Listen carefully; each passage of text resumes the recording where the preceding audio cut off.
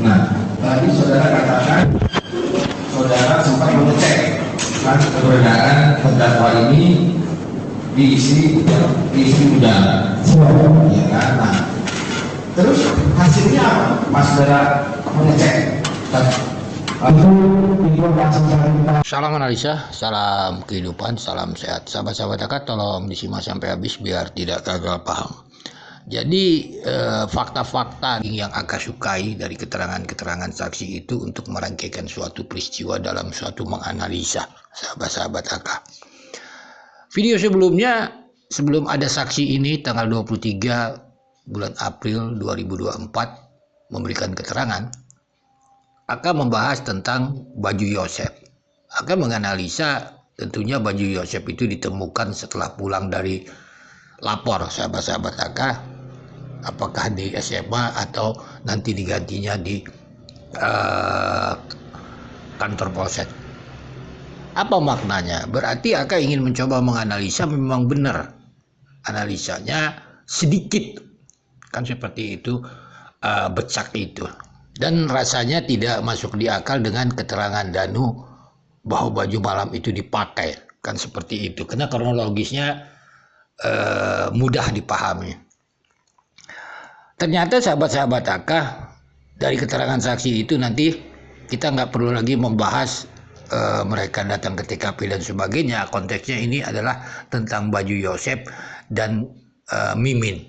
Ternyata sahabat-sahabat Aka sebelum itu juga ternyata dari pihak saksi ini mengecek kebenaran ucapan Yosef tentang tanggal 17-18 dia berada di mana.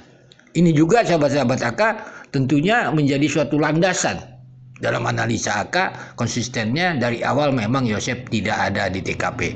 Bahkan nanti tentang baju tersebut mudah dengan dua cerita ini rasanya konsisten dengan baju yang sedikit itu sahabat-sahabat Aka bercaknya, dan keterangan dari Mimin itu di awal setelah saksi ini menyuruh anak buahnya datang ke Mimin, istri muda Yosef, dan apa yang didapatkan. Nanti dengarkan keterangan di video ini, potongan video ini, sahabat Aka. Tentunya kemungkinan para penyelidik awal bisa saja menjadi saksi. Lalu yang menarik di kasus ini, sahabat-sahabat Aka, adalah karena ucapan Danu ini, sahabat-sahabat Aka. Mari dengarkan potongan video ini.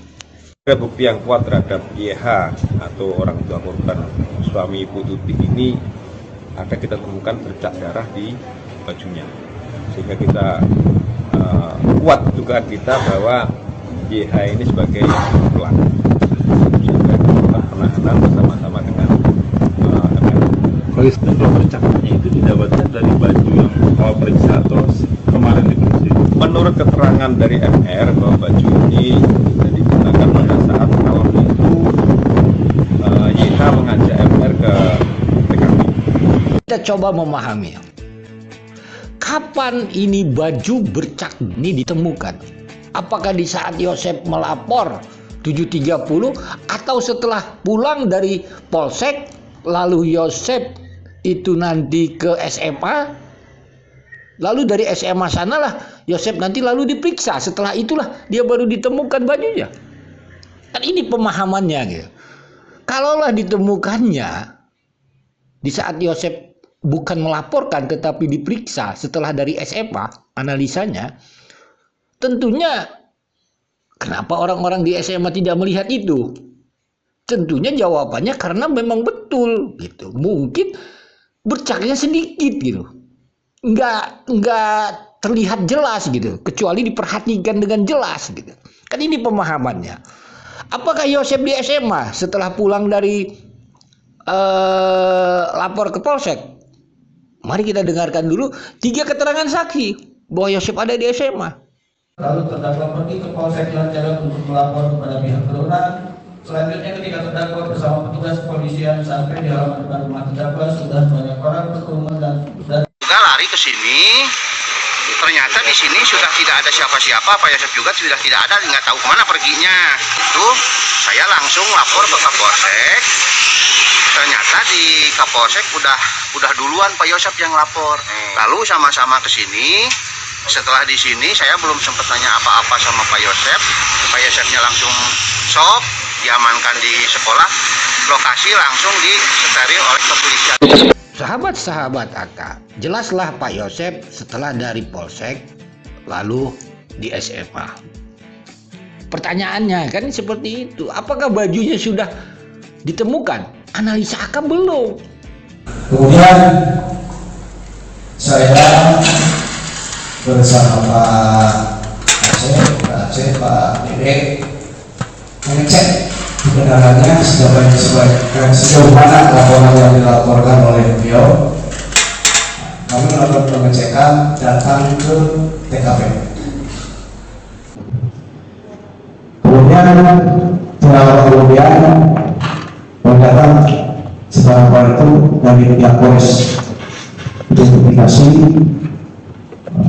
Polsek adalah keterangan kami beserta yang Polsek yang lainnya itu mengamankan status quo. Yang perlu disampaikan mungkin yang mulia bahwa sebelum kita datang di sebuah kepadanya nggak bahkan di halaman ramai lah, sudah ramai karena di situ kan jalan raya sebelah hampir 8 berarti sudah hampir posisi.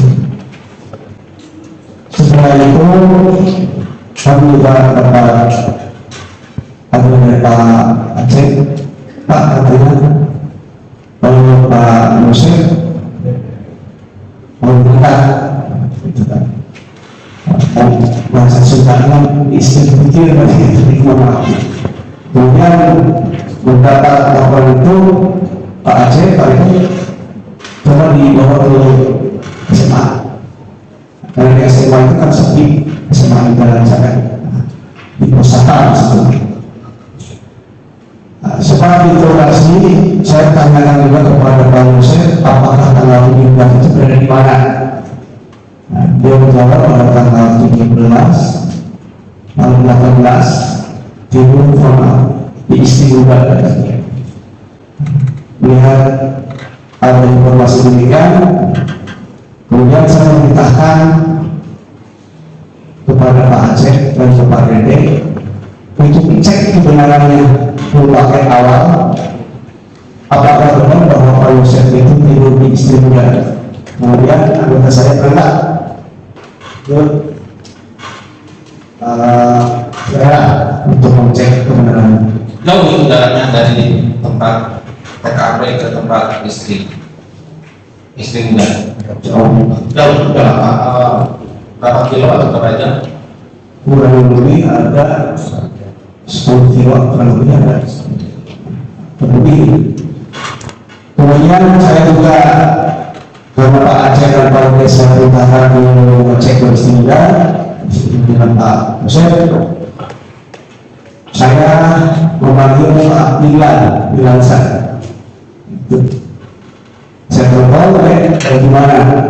Kalau saya lagi di TKP, cuma berapa kali SMA. Pak Bilan datang ke SMA, kemudian saya katakan juga Pak Yosef untuk diminta keterangan di Polsek terkait kejadian itu. Nah, tadi saudara katakan saudara sempat mengecek kan keberadaan terdakwa ini diisi muda, ya kan? Nah, terus hasilnya apa? Mas saudara mengecek itu informasi dari Pak Aceh dengan secara secara itu informasi dari Pak Aceh bahwa Pak Yosef itu di Istimewa.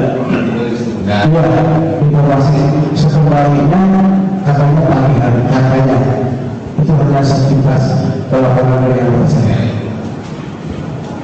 ya. Siapa anak istri mudanya? Tadi bilang istri muda kan pasti kan ada namanya ya. Ini taksi punya. Ini menurut siapa tadi? Pak Aceh. Pak Aceh ada kemarin di Istimewa mudanya. Nah begitu Pak Aceh ya.